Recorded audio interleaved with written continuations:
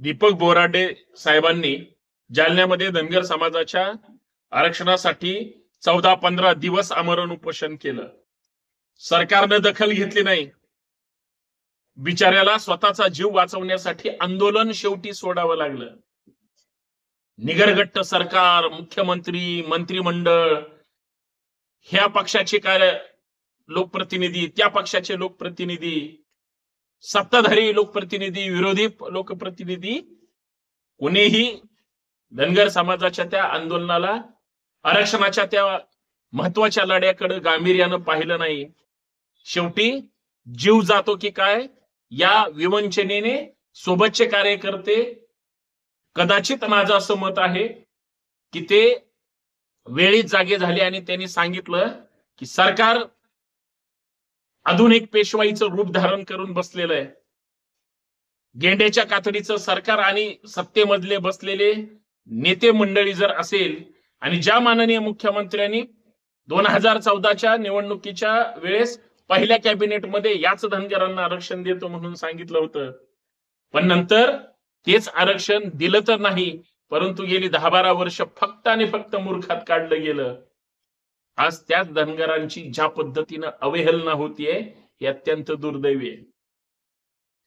पण धनगर थांबलेला नाही आणि धनगर थांबू सुद्धा शकत नाही, कारण प्रचंड प्रामाणिक, लढवय्या आणि गावखेड्यात, डोंगरा वनात मेंढरा सहित राहणारा समाज, कितीही संकट आली, कितीही संघर्ष करावा लागला, तरी मुलाबाळांना आणि बायका लेकरांना सोबत घेऊन आपल्या आयुष्याचा एक सांसारिक गाडा तो ताकदीनं चालवत आलेला आहे.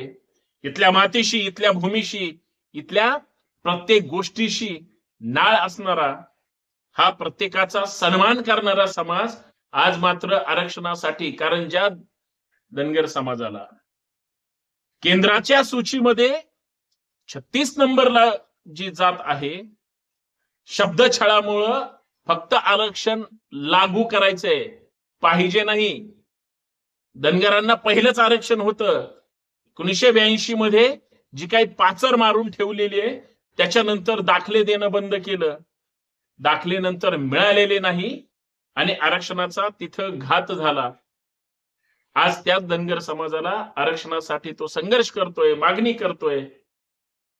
पुण्यामध्ये सुद्धा, महाराष्ट्रात सुद्धा, जालन्यात सुद्धा किंवा कुठल्याही ठिकाणी धनगरांचं ताकदीनं आंदोलन सुरू आहेत, मोर्चे सुरू आहेत, मेळावे सुरू आहेत, अधिवेशन सुरू आहे, पण सरकारला त्यांची दखल घ्यायची नाही. हे का घडतंय? सरकारनं काही त्यांच्या पक्षातील काही वेट बिगार किंवा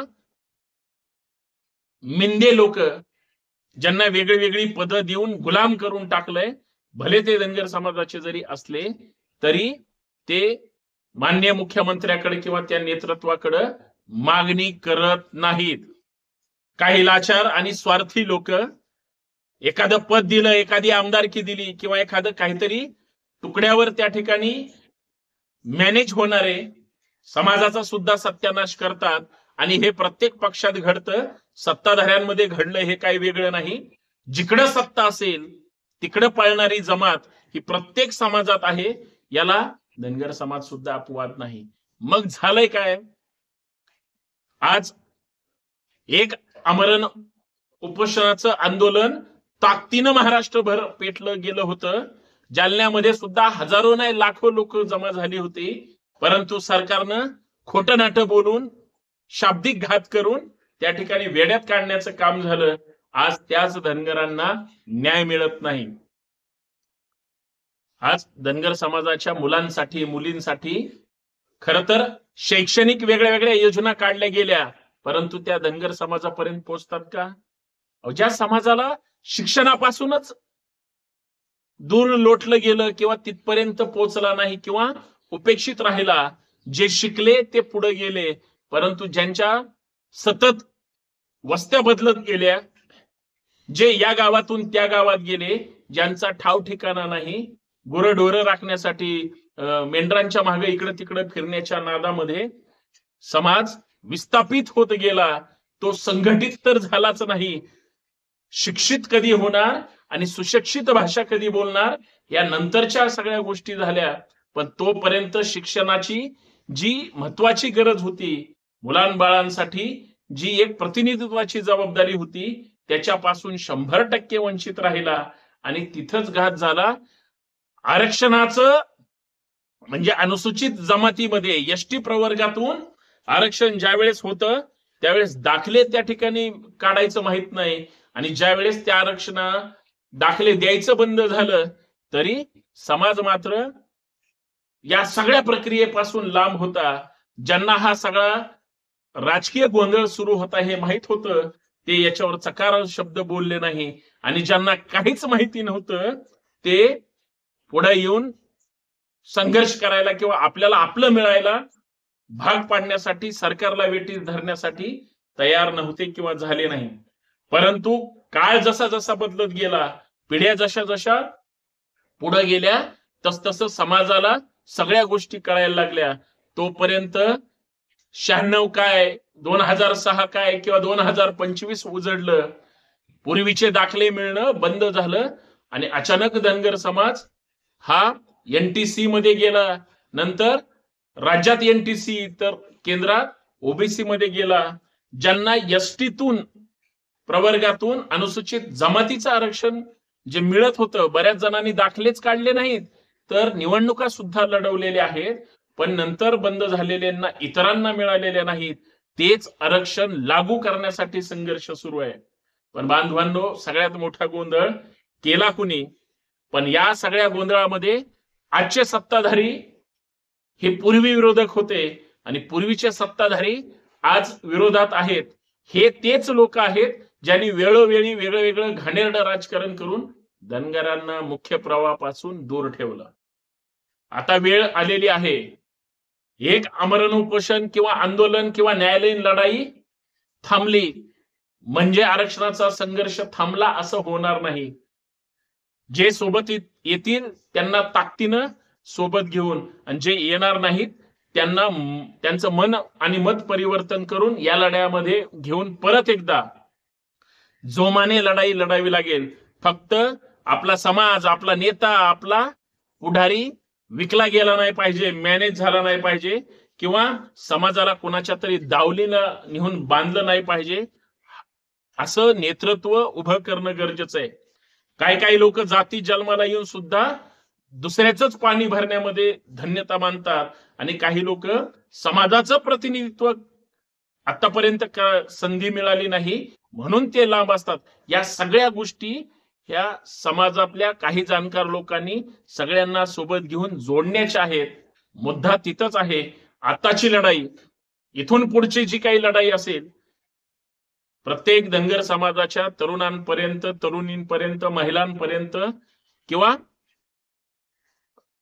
ज्येष्ठ नागरिकांपर्यंत प्रबोधनाच्या लढ्याच्या माध्यमातून पुढे गेली पाहिजे. आज केडर बेस कार्यकर्ते आमचे आहेत का?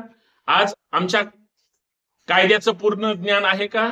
आरक्षणाची महत्वाची गरज काय आणि आरक्षण कशा पद्धतीने मिळालं पाहिजे? आम्हाला कोणाचं हिसकावून घ्यायचं नाही, कोणाच्या ताटातलं तर अजिबात घ्यायचं नाही. आमचंच ताट वाढलं गेलं होतं, नंतर आम्ही ताटावर बसायच्या अगोदर जे ताट आमचं हिरावून घेतलं ते परत मिळालं पाहिजे.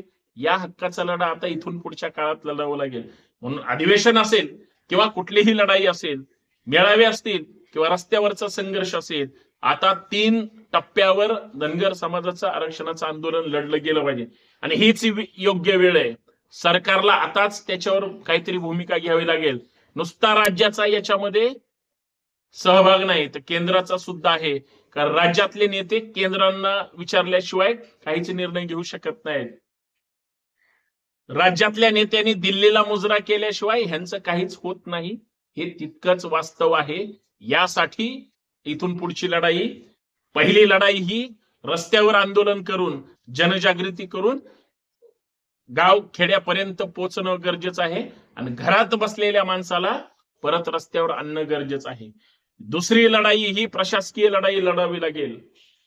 मग सरकार असेल, प्रशासन असेल किंवा संपूर्ण सिस्टीम असेल प्रशासकीय, या विरोधात किंवा प्रशासनाच्या समोर या सगळ्या गोष्टी मांडाव्या लागतील, त्यांना जाणीव करून द्यावी लागेल की हा अशा पद्धतीचा लढा आहे, आमच्या मागण्या ह्या आहेत.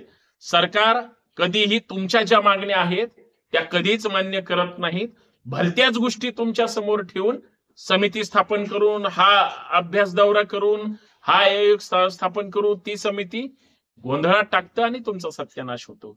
आणि सर्वात महत्वाचा तिसरा लढा म्हणजे केंद्र आणि राज्याला त्यांची डोकी ठिकाणावर आणणं आणि न्यायालयीन लढा परत एकदा सिस्टीम नुसार लढणं.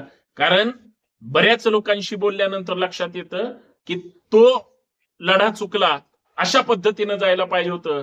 जे लढा लढतात ते बिचारे प्रामाणिकपणे त्यांचं काम करतात, नावं ठेवणारे त्यांच्यातल्या चुका शोधतात.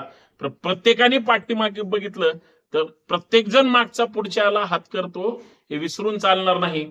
हरकत नाही, 3 टप्प्यावरची लढाई जर इथून पुढच्या काळात नाही लढली तर पुढच्या पिढीला आरक्षण मिळणार नाही.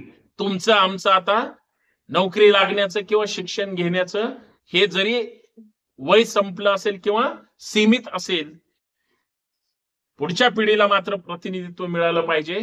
आपल्या मुलाबाळांचं कल्याण झालं पाहिजे, गोरगरीब समाजाला प्रतिनिधित्व मिळालं पाहिजे. मग ते शिक्षण असेल, नोकरी असेल किंवा राजकारण असेल, इथं आपली लोक पुढे गेली पाहिजेत आणि राजसत्तेत बसली पाहिजेत. मग ती ग्रामपंचायत असू द्या, एसटी आरक्षणातून विधानसभा असू द्या, लोकसभा असू द्या, जिल्हा परिषद असू द्या किंवा कुठलंही पद, तिथं हा लढा लढण्यासाठी आणि त्या खुर्चीवर बसण्यासाठी सगळं विसरून हे पुढे गेलं पाहिजे, अशी माझी सूचना आहे. जे ऐकतील, ज्यांच्यापर्यंत हा व्हिडिओ जाईल, ते कमीत कमी चर्चा करतील, कमेंट करतील. जे लढतायत बिचारे, त्यांच्या चरणी नतमस्तक होऊन त्यांना एकच विनंती करतो, परत एकदा वेगळ्या वेगळ्या माध्यमातून आपल्याला एकत्र येऊन पुढे जावं लागेल, तरच हा लढा यशस्वी लढला जाईल. एवढंच.